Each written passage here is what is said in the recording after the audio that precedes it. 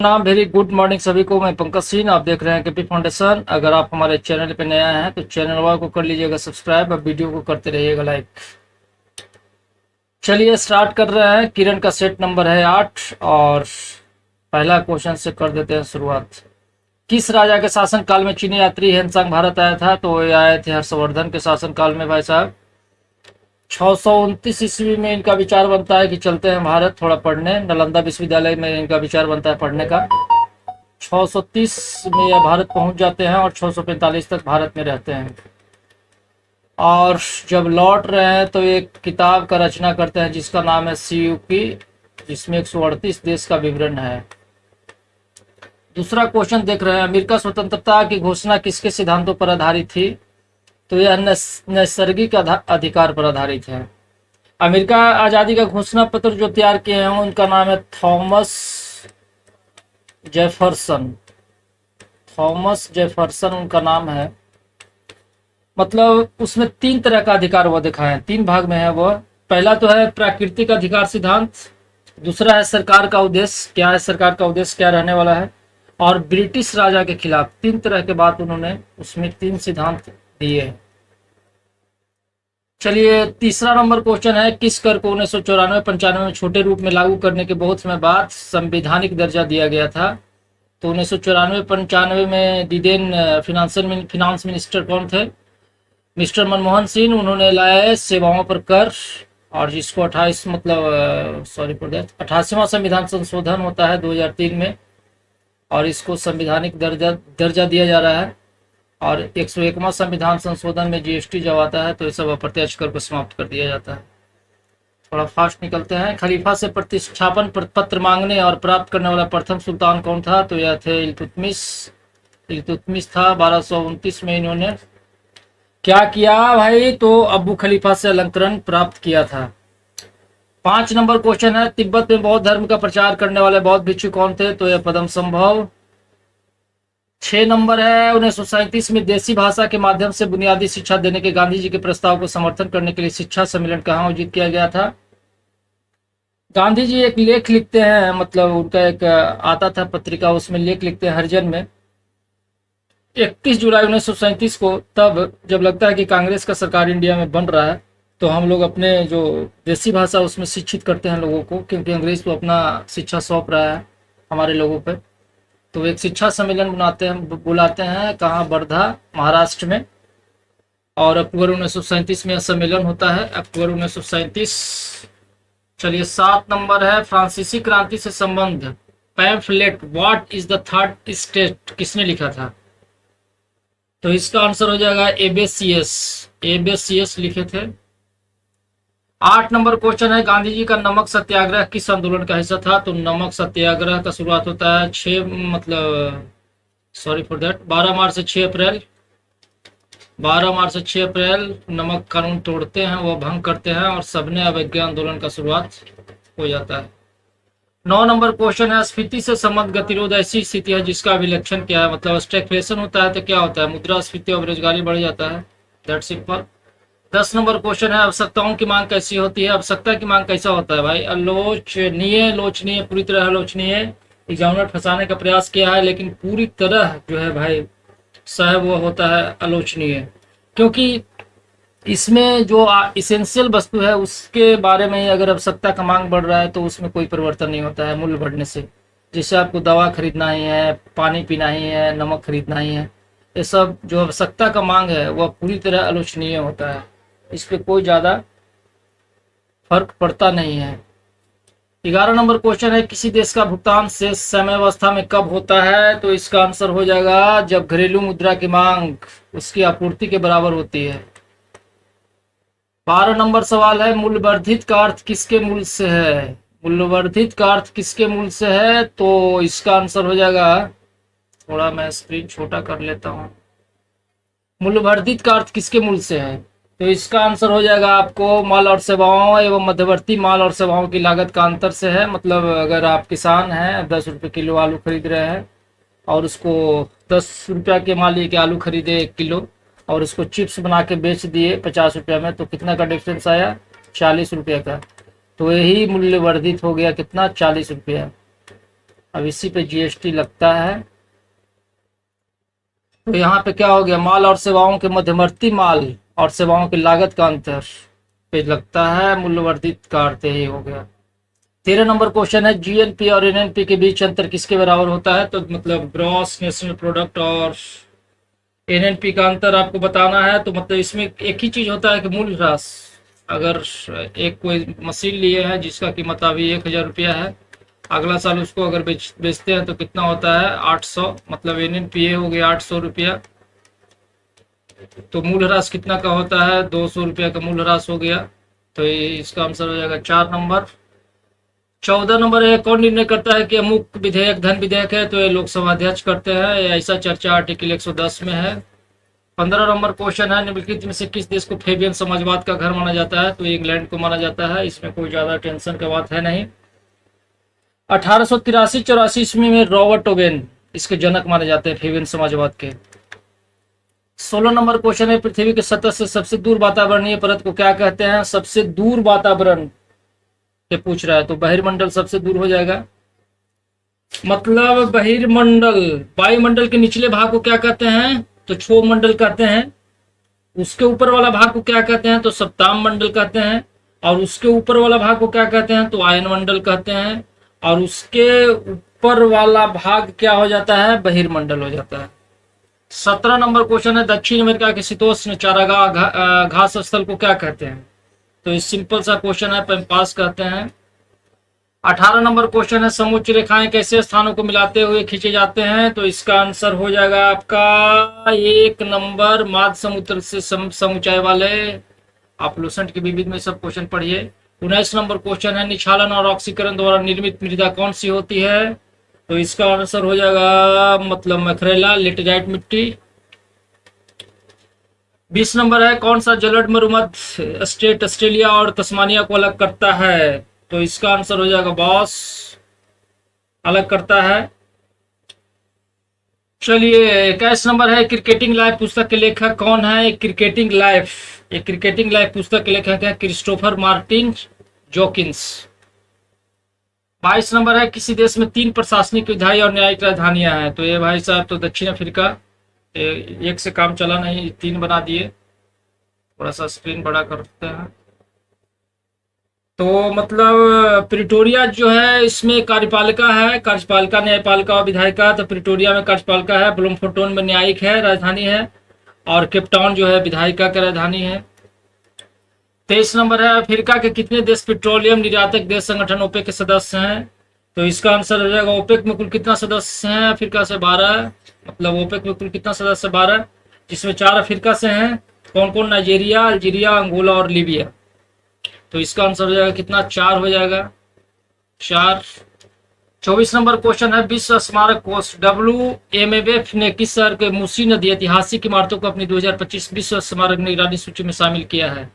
तो इसका आंसर हो जाएगा आपको हैदराबाद को शामिल किया है। और 25 नंबर है, विश्व में सबसे बड़े मूंग चट्टान किस तट के निकट पाई जाती है? तो that simple are question Australia. जो ऑस्ट्रेलिया का है, जो मतलब ग्रेट बैरियर रीफ क्वींसलैंड, मतलब ऑस्ट्रेलिया के उत्तर पूर्वी तट पर स्थित है। बराबर पूछते रहता है कि ग्रेट बैरियर रीफ ऑस्ट्रेलिया के किस तट पर स्थित है? तो उत्तर पूर्वी तट पर स्थित है। और जो मतलब विश्व का सबसे बड़ी मूंग का दीवार है, और इस दीवार का लंबाई कितना है? तो 1200 मील है, 1200 मील है। और चौड़ाई 10 से 90 मील, कहीं कहीं 10 मील चौड़ा है तो कहीं 90 मील तक मतलब अधिकतम है। 26 नंबर क्वेश्चन है, भारत का निम्नलिखित में से कौन सा विश्व धरोहर स्थल मध्य प्रदेश में नहीं है? तो खजुराहो के मंदिर तो है, सूर्य कोणार्क मंदिर, सांची स्तूप, भीमबेटका की शैल आश्रम। तो इसका नंबर हो जाएगा, सूर्य का कोणार्क मंदिर कहाँ है? उड़ीसा में है। इसको 1200 मतलब 36 से 64 के बीच में गंग वंश के शासक थे नरसिंह देव, वही इसका निर्माण करवाए थे। बाकी तीनों तो मध्य प्रदेश में, सांची स्तूप, भीमबेटका की शैल आश्रम है सब। 27 नंबर है, केंद्रीय बजट 2025-26 में पहली बार महिला उद्यमियों को समर्थन देने के लिए किस पर की घोषणा की गई है? तो 27 का आंसर हो जाएगा, थोड़ा सा स्क्रीन छोटा कर रहा है।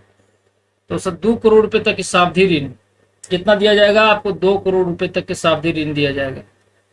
केंद्रीय बजट 2025 में पहली बार महिला उद्यमियों को समर्थन देने के लिए किस पर की घोषणा की गई है?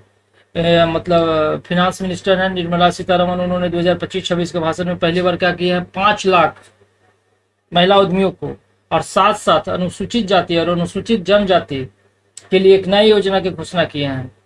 और यह योजना में है कि अगले 5 वर्ष में 2 करोड़ रुपए तक आपको लोन प्रदान किया जाएगा। 28 नंबर क्वेश्चन है, उष्णकटिबंधीय गहरे समुद्र में न्यूट्रिनो टेलीस्कोप जो खबरों में देखा गया था किस देश से संबंधित है? तो इसका हो जाएगा चीन से संबंधित है। इसका ज्यादा चर्चा नहीं करते हैं, बहुत हरामी आदमी है ये। 29 से भारत छोड़ो आंदोलन किस वर्ष में हुआ था? तो ये तो बच्चा वर्ड वाला क्वेश्चन है, 1942, 8 अगस्त 1942 को होता है। और इसी में गांधी जी कहते हैं भैया करो या मरो, कुछ अब उपाय नहीं है, ऑप्शन नहीं है। हम मतलब 15 से आए हुए हैं इंडिया में, अभी तक कुछ हो नहीं रहा है, अब इस बार कर देना है या मर देना है। तो 8 अगस्त 1942 को भारत छोड़ो आंदोलन। 30 नंबर है, निम्नलिखित में से कौन सा राज्य अंतर्राष्ट्रीय सीमा साझा नहीं करता है? तो इसका आंसर हो जाएगा आपका साझा नहीं करता, हरियाणा नहीं करता है।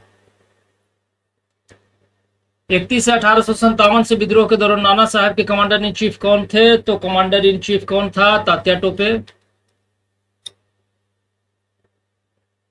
32 नंबर है, तेनालीराम किस राजा के दरबारी थे? तेनालीराम थे विजयनगर साम्राज्य के महान शासक कृष्णदेव राय, जिनका शासन काल कब से कब तक है? 1509 से लेकर के 1529 तक। तो मतलब आंसर हो जाएगा कृष्णदेव राय के। 35 से विश्व व्यापार केंद्र न्यूयॉर्क पर आतंकवादियों ने इस दिन हमला किया था। तो हमला कर दिया था 11 सितंबर। 11 सितंबर याद रखिए, ब्लैक डे के रूप में मनाता है हम लोग। 34 से बिहार का पहला विज्ञान संग्रहालय कब स्थापित हुआ था? तो इसका आंसर हो जाएगा आपको, बिहार का पहला विज्ञान संग्रहालय श्री कृष्ण विज्ञान केंद्र है। इसका स्थापना कब किया गया था? 1981 में किया गया था, 1981। 35 से हिंदुओं का पवित्र तीर्थ स्थल विष्णुपद मंदिर स्थित है, कहाँ स्थित है? तो गया में स्थित है। 36 जनवरी 2025 में माउंट आबू मतलब ईबू ज्वालामुखी फटा और इससे गर्म लावा निकला, यह किस देश में स्थित है? तो इसका आंसर हो जाएगा आपको इंडोनेशिया में स्थित है। 37 नंबर है, महात्मा गांधी ने किस स्थान पर अपने पहले जन आंदोलन की शुरुआत किए थे? तो भाई साहब ये तो दैट सिंपल, चंपारण से शुरुआत किए थे। 38 है, इनसैंड फर्स्ट ए किस वर्ष प्रक्षेपण किया गया था? तो इसका आंसर हो जाएगा आपको 1982 में किया गया था। 39 है, बिहार का कौन सा जनपद झारखंड से अंतर्राज्यीय सीमा नहीं बनाता है? तो यह बिहार का जो है बक्सर नहीं बनाता है, मतलब गया, नवादा, जमुई ये सब तो लगता ही है। मतलब झारखंड से कौन कौन लगता है? रोहतास उधर से आ जाइए तो रोहतास, औरंगाबाद, गया, नवादा, जमुई, बांका, भागलपुर ये सब लगता है। तो इसका आंसर बक्सर हो गया। 40 नंबर क्वेश्चन है, आर्थिक सर्वेक्षण 2024-25 के अनुसार कितने गाँव को बिजली की सुविधा मिली? तो इसका आंसर हो जाएगा 18,374 गाँव को मिला है। 41 से कौन घरेलू प्रणालीगत रूप से महत्वपूर्ण बीमाकर्ता नहीं है? तो इसका हो जाएगा आपको ओरिएंटल इंश्योरेंस नहीं है। 42 नंबर है, विश्व की सबसे लंबी नदी कौन सी है? विश्व की सबसे लंबी नदी है अपवाह क्षेत्र के अनुसार अमेजन। विश्व की सबसे बड़ी लेकिन लंबाई के अनुसार कौन हो जाएगा? नील। लंबाई के अनुसार कौन है? नील है। अपवाह क्षेत्र की दृष्टि से देखते हैं तो अमेजन हो जाएगा, लेकिन लंबाई पूछा है, लंबी नदी कौन सी है? तो नील हो जाएगा। 43 नंबर क्वेश्चन है, लोकनायक जयप्रकाश नारायण का जन्म कब हुआ था? तो इसका आंसर हो जाएगा आपको 1902 में हुआ था जयप्रकाश नारायण का जन्म। हाँ चलिए अब आगे देखते हैं, संपूर्ण क्रांति का नारा दे दिए भाई साहब। 44 नंबर है कि भारतीय राष्ट्रीय कांग्रेस के प्रथम महिला अध्यक्ष कौन थी? भारतीय राष्ट्रीय कांग्रेस के प्रथम महिला अध्यक्ष पूछ रहा है क्वेश्चन, बहुत कड़ा क्वेश्चन आ गया भाई। ये मतलब कौन थी? 44 का हो जाएगा आपको एनी बेसेंट। कब बनी थी अध्यक्ष? 1917। ये सब बच्चा वार्ड वाला क्वेश्चन है, याद रखिए। सरोजिनी नायडू 25, नलिनी सिंह गुप्ता 33, मतलब प्रत्येक 8 साल के बाद महिला बन रही है। 17, 25, 33। चलिए 45 नंबर है, गद्दर आंदोलन के संस्थापक कौन थे? तो गद्दर आंदोलन के संस्थापक है लाला हरदयाल। 46 नंबर क्वेश्चन है, महात्मा गांधी ने पहला किसान आंदोलन कहाँ चलाया था? पहला किसान आंदोलन चलाया दिए थे कहाँ? चंपारण में आए। चंपारण में आए तो देखिए बहुत गंदा है, और 2 चीज चंपारण में सिखाया है लोगों को कि आप गंदा मत रहिए, और पढ़े लिखे लोग हैं तो डरिए नहीं, बोलिए, सामना कीजिए, मतलब डरना नहीं है। आप पढ़े लिखे लोग हैं तो अपने समस्या को बताइए। चलिए 47 नंबर क्वेश्चन है, ईरानी यात्रा मुल्ला बहवानी का यात्रा वृत्तांत का नाम क्या है? तो इसका आंसर हो जाएगा आपको मिर्तुल अहवाल। मिर्तुल अहवाल। 48 नंबर है, किसने प्रवासी भारतीय सम्मान पुरस्कार 2025 प्राप्त किया है? तो यह किए हैं कौन? डॉक्टर सैयद अनवर खुर्शीद। 49 नंबर है, निम्न से कौन सा राज्य बुद्ध से संबंधित था? बुद्ध से संबंधित राज्य कौन है? तो इसका आंसर हो जाएगा कौशल। 50 नंबर है, बुद्ध के उपदेश मुख्यतः किससे संबंधित है? तो इसका आंसर हो जाएगा आपको विचार और आचरण की शुद्धता। आचरण शुद्ध रखिए, विचार दिए हैं, आचरण की शुद्धता दिए हैं। 51 नंबर है, जब बर्फ के दो घनों के आपस में दबाया जाए तो वे मिलकर एक घन बना लेते हैं, निम्नलिखित में से कौन सा उन्हें आपस में जुड़ने में मदद करता है? तो इसका आंसर हो जाएगा आपको हाइड्रोजन अवंध का बनना। 52 है, वह हार्मोन कौन सा है जो यूट्रस को संकुचित करके बच्चे को जन्म देने में मदद करता है? तो बच्चे को जन्म देने में मदद कौन करेगा? ऑक्सीटोसिन करता है। 53 है, जब कोई पिंड वायुयान से गिराया जाता है तब इसकी मतलब क्या होता है? जब कोई पिंड वायुयान से अगर गिराया जा रहा है तो इसका क्या होता है? त्वरण बढ़ जाता है, क्योंकि मतलब कम बेसी होते रहता है, त्वरण में परिवर्तन हो गया। 54 है, जल खींचने वाले विद्युत पंप द्वारा हम बदलते हैं, जल खींचने वाले विद्युत पंप द्वारा हम क्या बदलते हैं? तो विद्युत ऊर्जा को स्थितिज ऊर्जा में बदल देते हैं। 55 नंबर सवाल है, मैक्स थियोडर फेलिक्स बॉन लीव के संदर्भ में निम्नलिखित कथनों पर विचार करें। क्या विचार करें हम, बोलिए? तो उन्होंने अच्छा, वो 1914 में भौतिक के लिए नोबेल पुरस्कार प्राप्त करने वाले जर्मन वैज्ञानिक थे, सही है। उन्होंने एक्स किरणों के विवर्तन की खोज की थी, उन्होंने एक्स किरण के विवर्तनों की खोज की थी, ये भी सही है। उन्होंने एक्स किरण की खोज की नहीं, एक्स किरण की खोज तो रोंटगन की है। तो इसका आंसर हो जाएगा आपको 3 नंबर, 1 और 2। 56 नंबर है, किसी पिंड की उस गति को क्या कहते हैं जिसके कुछ समय के अंतराल के बाद पुनरावृत्ति होती है? तो इसका आंसर हो जाएगा आवधिक गति कहते हैं। 57 नंबर क्वेश्चन है, लैंप के बत्ती में तेल किसके कारण ऊपर उठता है? तो ऊपर उठेगा किसके कारण? किसकी घटना के कारण? 58 है, गैस स्थिरांक आर का मान अर्ग डिग्री -1 मोल 1 में क्या है? तो इसका आंसर हो जाएगा आपको 1 नंबर 8.314 इंटू 10⁻7। 59 है, जीव के लिए बॉडी के कुल भार का या रसायन के उत्तक सांद्रण का 50% कम करने के लिए अपेक्षित समय को क्या कहते हैं? तो इसको कहते हैं अर्धायु अवधि। 60 नंबर है, एवोगाड्रो संख्या का मान कितना होता है? सब तो बच्चा वार्ड वाला क्वेश्चन दे दिया, मतलब 6.023 इंटू 10⁻23, तो बी नंबर हो जाएगा। 61 है, कार्बन के 6.023 इंटू 10⁻22 परमाणुओं का भार कितना ग्राम होगा? तो यह ग्राम होगा, 12 ग्राम होगा।